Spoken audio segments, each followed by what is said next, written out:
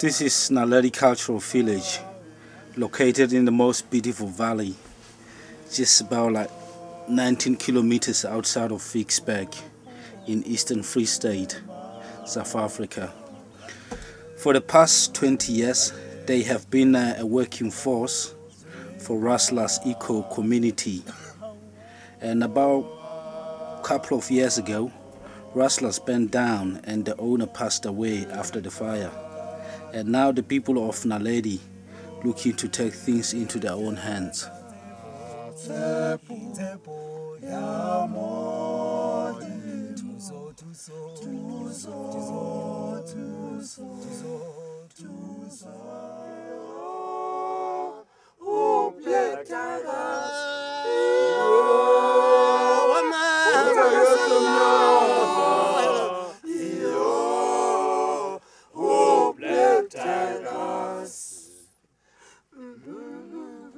But the first one, I remember seeing all these people, wet people, looking at them, you know, like, but you find out those people are really the good people, with a good heart. The hardy Christian, looking at them, I was scared of even to go and join up for the food. But I mean, but those are the people. You cannot judge the people by looking at how they dressed up, or how they've got a long hair, maybe you think whatever, you know, they've got lice, whatever, you know, that's what the local people, they think. Yeah, but the thing is that you must understand the people. Before you can start judging them. Leave them doing their culture, whatever they can do, but you have to understand them. And once you understand them, then that's cool. Yeah, that's cool. So now here we are in a Naledi village. Freak's not anymore here. He's gone, unfortunately, he left us. But I still take my hat off for the guy. And I learn a lot from him. He's the person who had an open-minded, and he would like to see everyone else to succeed, not just being him as an employer only for him to succeed. But then I took a chance like everyone else that they will do in their life. And then there were a lot of other people that we met. But I think my heart was here in the valley. Or you don't have to go to the big cities like Joburg and all that kind. You can still do it around here. So today I'm proud I'm the part of the Naledi village. And I'm hoping and looking forward to see the changes in the valley, because there's a lot in our shoulder that we had to do. Because we have our own children and we have our life. People also need to feel empowered. That way, if we're doing that, we're going to be empowering the people. That's what I think in New South Africa, that's what we want to do, the people, empowering the people. Because if we're keeping everything for ourselves, doing everything, we need to share with others, you know, like teach the people, like, because we're getting older. And then someone else has to do. There were 14 ladies that they took initiative to go and do the garden. Each home did a bit of permaculture garden, growing food from organic material, not using chemicals, because I think the chemicals are not good for our health. So now is the time that people will change, going to use the skills, different skills, but doing things organic. Because if you're looking at how many people are doing organic farming, it's not quite a lot of them in our area where we are now. So if we can do that, doing organic food, we can be able maybe to find the market. We've got a lot of people who've got experience in different departments. Maybe, let's say we raise up chickens. We've got Shuba, who's very good with the animals, and he also works well with the garden. He was the part of the permaculture garden in Russell's Valley. Myself as well, I can come in, as I am a facilitator, and I've been facilitating permaculture courses through different schools with Nick Heinemann, Aideen Kreffen. So for all those experience, sharing with the others, because the knowledge, if you keep the knowledge for yourself, is not good. You have to share the knowledge with the others.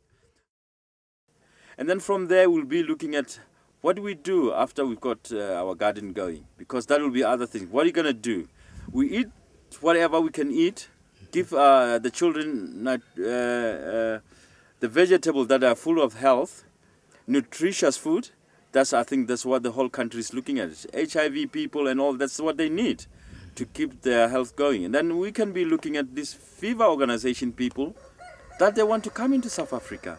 Maybe then we can have accommodations for them in the village, residential area. So whereby, as the women of the Naledi are still looking for some help, some funds to start this project, but they're not going to wait and for someone. They kind of, at the minute that we're talking now, they're still doing something, and hopefully that someone will come soon and help them, because what they're looking at, they want to bring these people in a village so that they feel as the part of the whole village. Yeah, so then they'll be coming and then giving accommodation. From there, maybe we'll have some people like Leribe that they have experience. They've been running the kitchen for the last 15 years. And then maybe then it could be their business. They run the kitchen, give these people breakfast and supper. Then we have some other people who are going to be maybe looking at doing the beddings, and also taking care of the housing itself, the hospitality. So I think that's the way we're going to be looking at the things in that way. We wish to do that here in Naledi instead of like, in the past it's all been done at Rustlers. And we want to like carry on, where maybe Freak or Rustlers, left it in terms of music, entertainment, and because that's what we know better and that's what we do better. We need to start bringing some old, I know they were not practiced very much here, probably in Free State, but for me traveling around, going to Lesotho and where I was born, and there's things like the Tumo, like the folk tales, the folk stories, which is like not many young Basotho people, or not many Basotho people still practice that, but as Naledi, we want to bring that back. So the people from the townships, the people from the towns, they could come here and spend time and maybe go and have some African dish, because that's small things that we're going to be looking into. There's a lot of African good food from Lesotho, from around here, that they are very nice, that and also healthy, nutritious that we need to start looking into that. We don't need to just we don't want to bring people here for fish and chips. Because that's what the people they do now these days. It's easy meal, but it's also not good food. We need to focus as well, because I was talking to Leribe, that's one of the things he would love to do, to have an African, he would love to have a restaurant in a Naledi that maybe he can get the people coming from the townships coming out, because today a lot of black folks got a bit of money. It's not like back in the old apartheid time, and they're all stuck in towns, and in the townships there's nowhere to go. You can see them driving out into the parks and parking their cars, they're drinking, and we can accommodate these people here. They could come and their children, they could go and play there. We have the ladies who's well experienced, working with the kids. And as well here, our dream, as we were saying about the music, it would be nice to have a jazz. Maybe people knows okay, we're gonna drive to Naledi, on Sunday afternoon. There's gonna be some nice jazz, some nice, cultural music.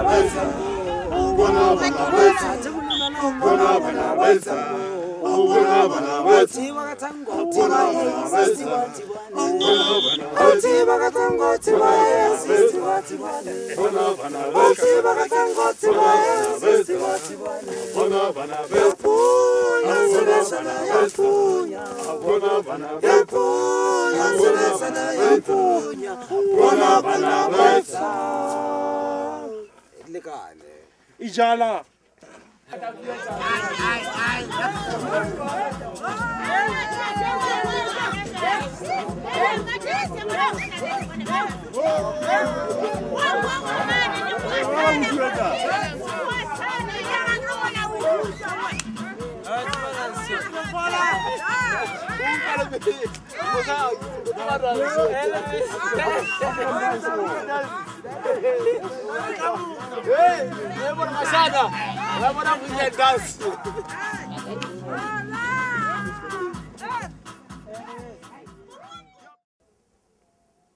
Yeah, we're blessed to be in this valley. That's what I could say. And there's a lot more to come out of this place. And, you know, if we can all unite, get our hands together, you know, we can do this. We can, you know, do it. We can grow our own food. We can have our own chicken, so we have our own eggs. Well, no, own eggs, the eggs from the chicken. But, yeah, that's it for now. Thank you.